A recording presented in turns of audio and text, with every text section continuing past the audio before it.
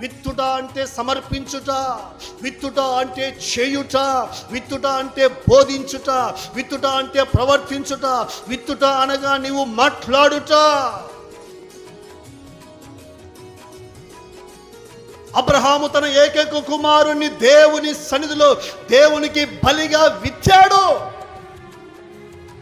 ఏ పంట కోశాడు? ఏ పంట కోశాడండి?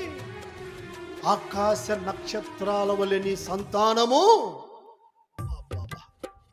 ఈ మాట నేను ధ్యానం చేసేటప్పుడు నిజంగా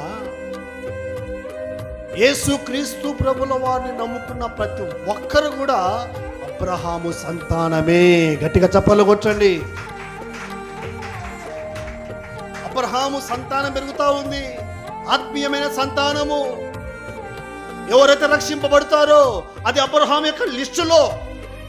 ఎందుకంటే ఒక్కడైనా ఏకైక కుమారుణ్ణి దేవునికి సమర్పించడానికి ఆలోచించలేదు, సందేహించలేదు, అనుమానం పడలేదు. దేవునికి ఇవ్వటానికి ముందుకొచ్చాడు.